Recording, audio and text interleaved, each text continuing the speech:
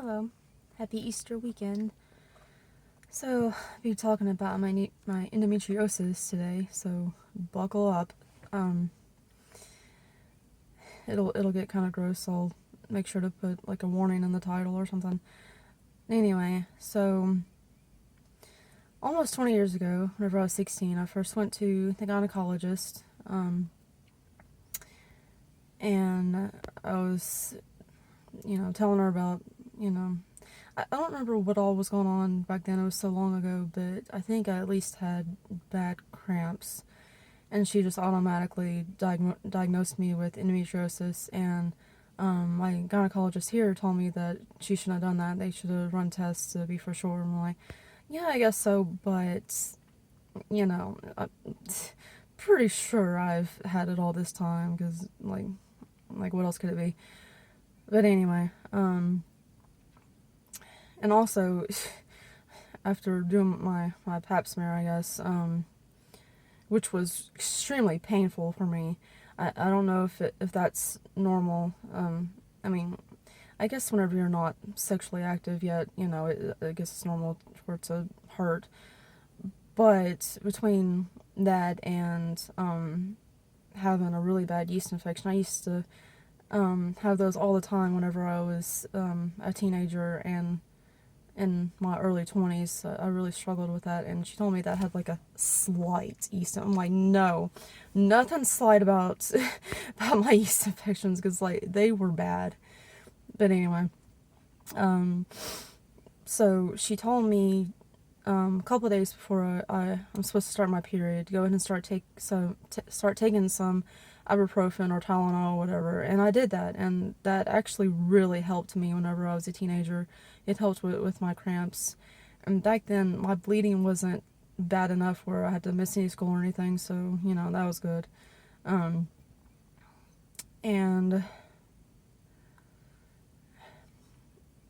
so yeah, I didn't really struggle that much until like my early 20s.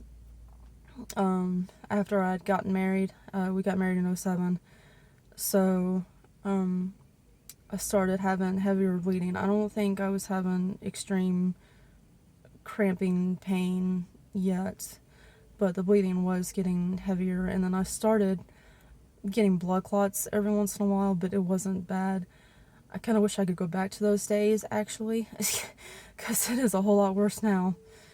But, and then things started getting better, it seemed, for a few years, but the last few years, the bleeding was getting heavier and heavier, and I was getting more and more blood clots. But within like the last year, maybe a little over a year, my blood clots have gotten so bad where I have to be bedridden, because if I try to sit in a chair, whenever I stand up, like the bottom, will just fall out. So I have to stay in bed unless I'm getting up to go to the bathroom or to try to eat something or drink some water. And also, I'm still trying to take care of my dog, to feed him and stuff. But thankfully I have other people in my household that can help with that. But I still try to do what I can. But for the most part, I have to stay in bed for a day or two, until the blood clots, just go away, because they get so bad, and there's so many, and it's a really disgusting and uncomfortable experience. And my cramps have gotten so bad. Thankfully, it's not like constant throughout my periods or anything, but when they get bad, they get bad. Like, the pain sometimes is so bad that I feel like I'm gonna pass out, because the pain is so bad, and it makes me so sick to my stomach. Thankfully, one thing I can say about my periods is that it hasn't made me like throw up yet or anything. So hopefully that won't ever start. But it's still bad enough. But I am thankful that I don't have to go through that. But I still get pretty sick to my stomach whenever the cramps get really bad. I guess it was about a year ago or almost a year ago. I got up in the middle of the night one time. I was feeling pretty sick. Um, and my cramps were getting really bad. I'm like, okay, well, I need to snack on a little bit of something so I can take some ibuprofen.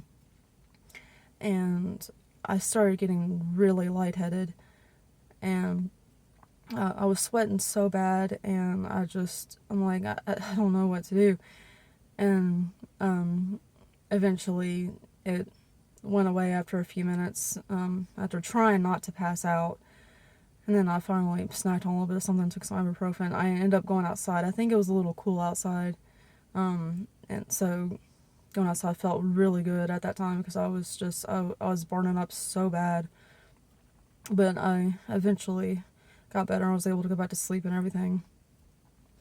And then this past, I think it was September, got up first thing in the morning. I hadn't been able to eat anything yet. I'm diabetic, by the way, so my blood sugar was really low. Hadn't had any water yet or anything. So I went number two, and then I went back to bed, and then I immediately had to get back up to go number two again, and then I started getting really lightheaded, and I fell off the toilet and hit my head against the floor. And so my husband got out of bed and he came to the door. He's like, "Are you okay?" And I'm like, "No, I'm not." And then I picked myself back up on the floor, got back on the toilet, and then probably almost immediately I passed out again and hit my head again. And then he came into the bathroom and helped me back up, and I ended up passing out like 3 more times in the bathroom. And I feel like it was a mixture of a bunch of things. My low blood sugar, my hormones going all crazy. And my husband thinks it's also something, I can't remember what it's called, but apparently a lot of people have this, that if you get up in the middle of the night or whatever, to go number two, like for some reason it can make you pass out. I've never heard of this before, but he looked into it, and he's like, "Well, I think this is what happened to you." I'm like, "Well, I don't know." I mean, I guess it could have been that, but I guess it was just a mixture of things. But anyway, that was a fun experience. Oh, and during that, I started taking my clothes off because I was burning up so bad. So my husband had to help me get my clothes back on, and he helped me back to bed. And so yeah, fun times.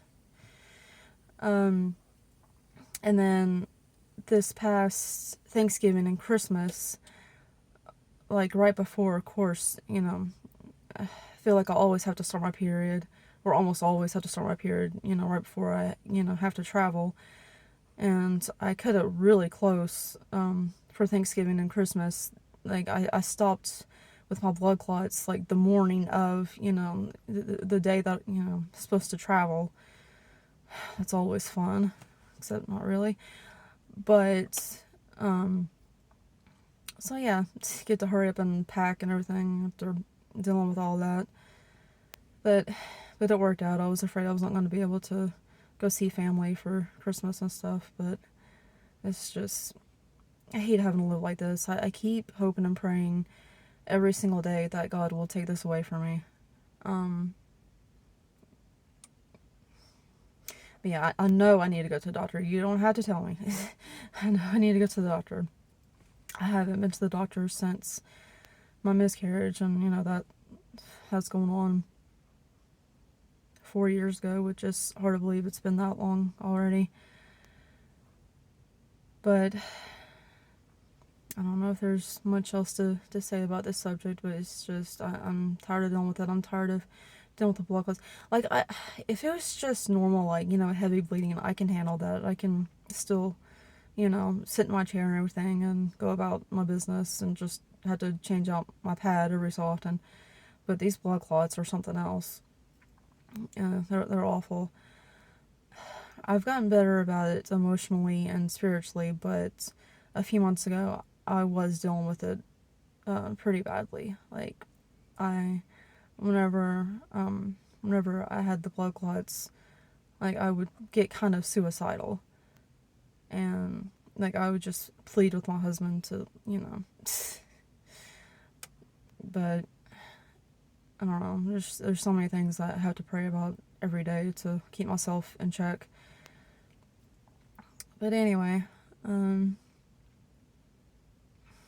I can't really think of anything else to say.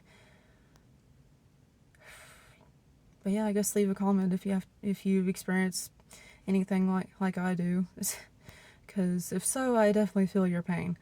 But anyway, I hope y'all have a good Easter weekend, and I'll see you next video.